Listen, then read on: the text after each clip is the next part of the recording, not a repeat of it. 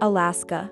The largest enclave in the world, the largest glacial region in the world, one of the best protected areas in the Arctic, the largest state in the United States. It can be said that the land of Alaska. It has been imprisoned for many crimes. However, what many people don't realize is the land of Alaska.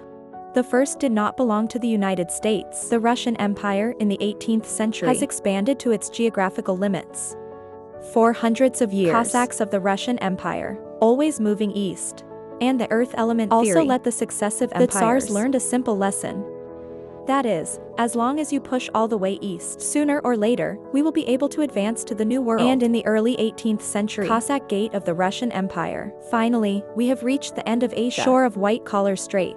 But for the empire, this great expansion is not yet over.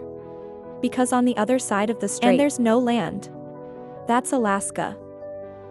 In 1724, Peter the Great ordered Vidas, exploring North America with Nathan White Collar, and across the strait between Asia and North America, also known as White Collar Strait. 1,741 White Collar workers have successfully explored new North American routes. The Russian Empire was able to set about colonizing Alaska. In 1784, the empire was established in Alaska. The first permanent settlement was established.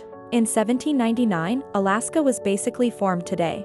And this time, this land still belongs to the Russian Empire. But Alaska is unlike any other part of the empire. The climate here is even better than that of Siberia. Worse. The land here cannot grow a single grain of food. Even potatoes freeze to death. Alaska's only use for the empire is to provide fur resources. Even these fur empires couldn't use it themselves. Main buyers of fur even bought and sold gene merchants. And the most prey in Alaska are sea towers. But from Russian fur trader Sarikov, reducer in Alaska, the first settlement of the empire, to the empire in 1799. During the time he controlled all of Alaska. 300,000 sea towers were killed by the Russians. One could even say Alaska's sea tower almost wiped out by the Russians. So since even the sea towers are extinct, Alaska for the empire, what else does it mean?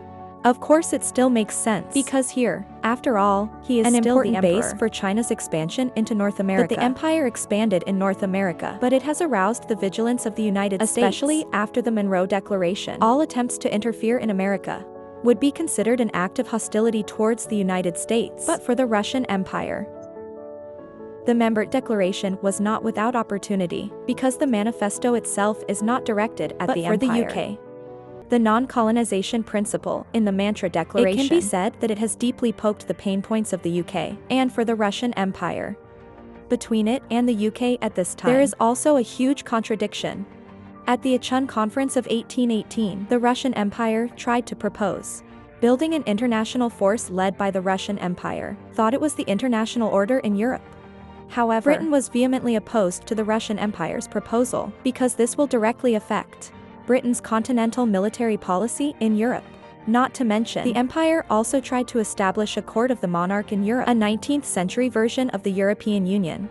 For the UK, such an alliance is not impossible.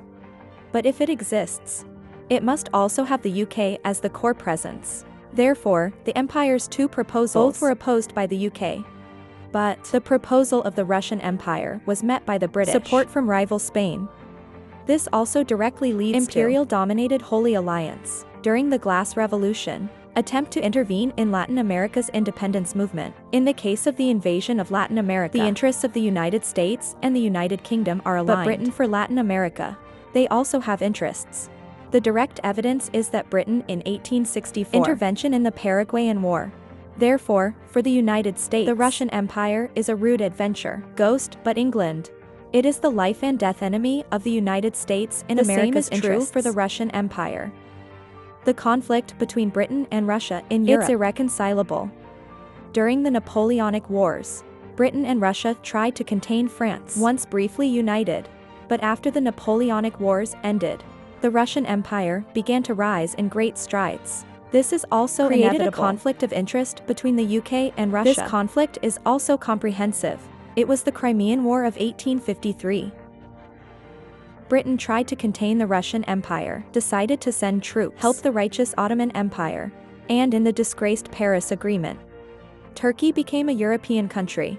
The Russian Empire was expelled out of the ranks of civilized nations, while the Russian Empire expanded in Europe. After restriction, the empire attempts to expand into Asia. Alexander II himself once said that in Europe, "We are the slaves of IGA. But in Asia, we're going to be in charge." The Russian Empire in Asia. In the check to trade with the Qing Empire, make a lot of money. The empire once sold 47% of its industrial products into the Qing Empire. You could say the Qing Empire directly contributed to the consolidation of the Russian Empire. However, unfortunately, after the Opium War, Britain is also reaching out to China. This also created security concerns for the Russian Empire. Worse. This is in Alaska. It's particularly hard to see. St. Petersburg knows very well soldiers in Alaska who were blown up by wood only to deal with the sneak attacks of the natives. But it was completely unable to stop the British invasion. Then for the Russian Empire. Alaska. It's a doomed land. Then sell Alaska to the United States. It has also become a cost-effective solution, and the UK for Alaska. There are always territorial claims. The sale of Alaska to the United States. In fact, it is also a means of price conversion contradictions. But the United States is willing to accept this, because at this time the American Civil War had just ended, and the Civil War was essentially a war. The war to expel British capital. Same time, Britain was also trying to intervene in the Paraguayan War. So for the United States and Russia, it's a win-win business. And the ruling institutions of the Russian Empire in Alaska, Russo-American company, due to the overexploitation of the local natural environment, it has already fallen into a situation of making ends meet, due to the oversupply of fur on the market. Russian and American companies burning fur to stabilize the market. This also results in the cost of Russian and American companies. And to maintain a military presence in Alaska, the cost of the Russian Empire was also not small. To attract immigrants, the imperial authorities did not underpay, so empathize with reason. It's not too much to sell Alaska. Even at that time, many Americans felt that. Buy Alaska. It's a losing proposition for the United States. Even with the price of Alaska, only $7.20 million. That's less than 2 cents per hectare. But the purchase of Alaska by the United States, it was one of the most successful transactions in history. Although at that time, the deal was highly satirical in the United States because the deal was made by the Secretary of State, Seward. Therefore, Alaska is also known as Seward's Fridge. The president at the time was Andrew Johnson, so Alaska is also known as Andrews, President Johnson's Polar Bear Park. But Seward publicly declared the significance of Alaska to the country. It may take a generation to become apparent. Seward thinks Alaska is America's springboard to the Pacific Ocean. We can even make the leap to Asia. Alaska also brings together the United States, China, and Japan. Russia. Australia is even more closely connected. According to Seward's idea, Alaska is achieved by the United States. A crucial step in the Pacific Rim business empire. Alaska gives America a bigger stage. Seward was a visionary. Alaska's strategic position, it wasn't even fully revealed until World War II. But for Americans, the slap in the face came too fast because Alaska soon discovered huge reserves of gold. Alaska's boom. It arrived almost instantly. West Coast ships in just 1 week. It has increased several times. Alaska's gold reserves. It was second in the United States at the time, second only to California.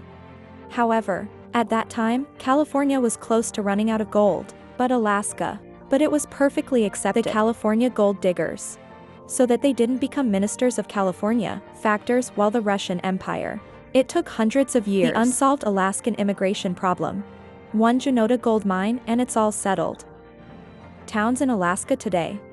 Almost all of them were formed during the gold rush. To maintain order. American troops also began to enter Alaska. Russian Empire. Security issues that can never be solved. Juneau gold mine also solved. The Juneau gold mine has been mined for 44 years. Helped the US government earn $150 million. That's 20 times what it costs in Alaska. Not just gold diggers. The fishermen also made money. Alaska's coastline is 55,000 kilometers long. That's 50% longer than the entire coastline of the continental United States, and underneath that are natural fishing grounds. Cold Alaska. It has some of the most productive fisheries in the world. Alaska was the only state at the time. It brings to the United States every year $100 million of income. Alaska, on the other hand, costs almost nothing. Later, Alaska discovered reserves of up to 1.37 billion tons of oil. Reserves second only to Texas. And this reserve is only based on proven reserves. It continues to expand every year. In addition to 570 million cubic meters of natural gas resources. Alaska. It's a Seward supermarket. But see Russia that bought Alaska. The coin market is going to regret it. Perhaps in history, luck is important sometimes.